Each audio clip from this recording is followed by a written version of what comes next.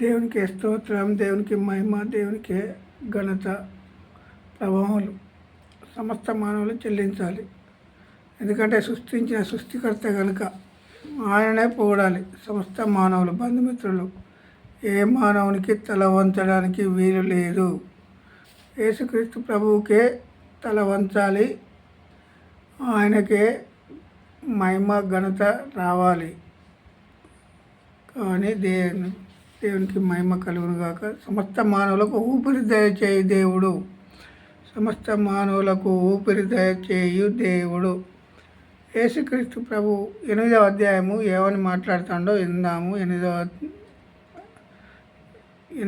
అధ్యాయ కీర్తన భాగం 8 మనం ఈరోజు చూసుకుందాం.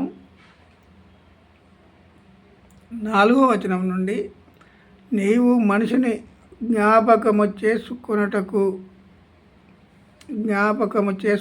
వాడు ఏపాటి వాడు, నీవు నరపుత్రుని దర్శించుటకు వాడు ఏపాటి వాడు. దేవుడు సృష్టించిన సృష్టికర్త 900 కోట్ల మందిని జ్ఞాపకం చేసుకుంటాడు రోజు, ప్రతిదినము. పుట్టించడు కనుక ఆయన జ్ఞాపకం చేసుకోకపోతే ఏ మానవుడు ఈ లోకంలో ఉండేవాడు కాడు. వాడు ఏపాటి వాడు, దేవుని కంటే వానిని కొంచెము తక్కువ వానిగా చేసి ఉన్నావు.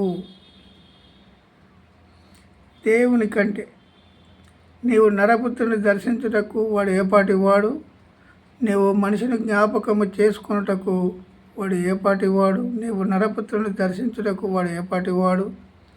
దేవుని కంటే వానిని కొంచెము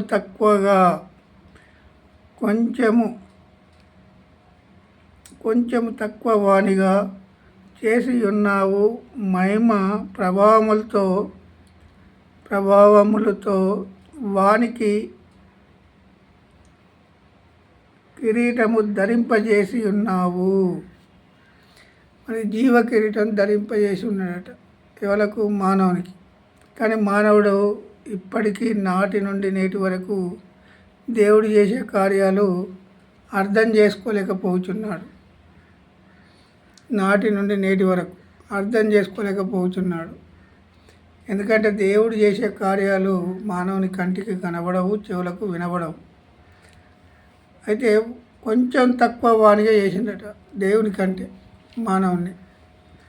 మానవుని ఎట్లా చేసిండు? కొంచెం తక్కువ వానిగా చేసాను. దేవుని కంటే వారిని కొంచెం తక్కువ వానిగా చేసి ఉన్నావు. మహిమ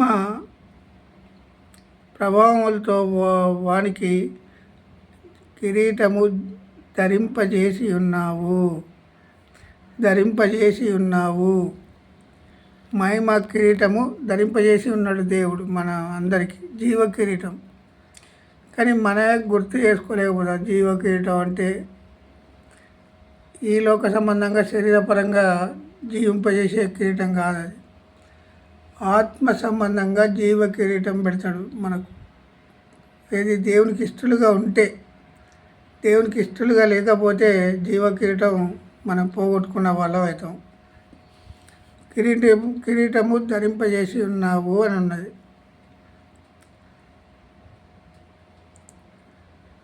నీ చేతి పనుల మీద వానికి అధికారం ఇచ్చి ఉన్నావు. ఎవరి చేతి పనుల మీద దేవుడు అధికారం ఇచ్చిండు? దేవుని చేతి పనుల మీద సమస్త సృష్టిని మానవుని చేతిలో పెట్టిండు. ఆదాం దగ్గరికి జంతువులు ఇట్లా అన్నీ వస్తే పేర్లు పెట్టిందే ఆదాం. ఇది సృష్టిలో మొదటి మానవుడు ఆదాము పేర్లు పెట్టేటట్టు చేసిండు. జంతువులన్నీ వచ్చాయి అప్పుడు ఆదాం దగ్గరికి. నా పేరు పెడితే నేను వెళ్ళిపోతాను, నా పేరు పెట్టు ఆదాము అని ఆదాం దగ్గరికి వచ్చే విధంగా చేశాడు. కానీ మానవుని దగ్గరికి ఇప్పుడు పులి వస్తే పులి మింగేస్తుంది మానవుని, పులి చంపేస్తుంది మానవుని. ఎందుకంటే మానవునికి పులికి అంత శత్రుత్వం పెరిగింది. మరి అప్పుడు పులి వచ్చి నాకు ఆ పేరు పెట్టు అని అన్నది. ఇప్పుడు పులి వచ్చి మానవుని పేరు పెట్టు అని అంటుందా? సింహం పేరు పెట్టు అని అంటుందా? చంపేస్తుంది అంతే, కనబడితే చంపేస్తుంది. అంటే దేవుని కృప ఎలా ఉందో మీరు ఆలోచించండి. అప్పుడు నాడో జంతువులన్నీ ఆదాం దగ్గరికి వచ్చినాయి, నేడు మానవుని దగ్గరికి రాలేకపోతున్నాయి, వస్తే చంపేస్తాయి మానవుని. ఇప్పుడు మానవుడు జంతువులకు గిట్టదు, జంతువులు అంటే మానవునికి గిట్టదు. వీడు వాటినైనా చంపాలి, వాడు వీటినైనా చంపాలి. ఆ విధంగా ఒక మానవుడు ప్రేమించుకోలేకపోతాడు. ఇప్పుడు ఒక మానవుడు ప్రేమించుకోలేకపోతాడు, ద్వేషిస్తున్నారు. దేవుడు ప్రేమ చూపెట్టు అన్నాడు. నీ సహోదరుని నువ్వు ప్రేమించకపోతే నువ్వు నన్ను ఎలా చూడని, దేవుణ్ణి ఎలా ప్రేమిస్తావని బైబిల్లో ఉంది. మనం దేవుని కృపను బట్టి మనం జ్ఞాపకం చేసుకోవాలి.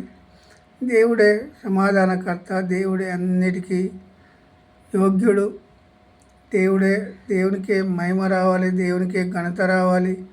సృష్టించిన సృష్టికర్తకు ఘనత రావడం తప్ప ఏ మానవునికి ఘనత రావడానికి వీలు లేదు.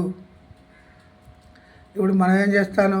నేనంటే నేను అనే గర్వం, నేనంటే నేను అనే ద్వేషం, అసూయ, జారత్వం, కామకత్వం, వ్యభిచారం, నరహత్య, విభేదములు, కలహములు, మానవులు ఒక్కరికి శరీర క్రియలు ఎక్కువ జరిగించేది ఇప్పుడు ఇయే. మానవునికో జీవకిరీటం పెడతాను దేవుడు చూస్తే జీవకిరీటాన్ని పోగొట్టుకొని ఏం చేస్తాడు? ఇప్పుడు దేవుని కంటే వాడిని కొంచెం తక్కువ వానిగా చేసి ఉన్నావు. దేవుని కంటే సృష్టించిన సృష్టికర్త కంటే కొంచెం తక్కువ వానిగా చేసి జీవకిరీటం పెడతాడు మానవునికి. కానీ మానవునికి అర్థం కాలే ఇప్పటికి దేవుడు అంటే. మానవునికి దేవుడు అంటే ఇప్పటికి అర్థం కాడు కూడా. ఎందుకని? నటించే జీవితాలు ఎక్కువయ్యాయి. నటించడం దేవుని దగ్గర గిట్టదు. దేవునికి మహిమ కలుగును గాక. ఈ వాక్యం దేవుడు దీవించును గాక.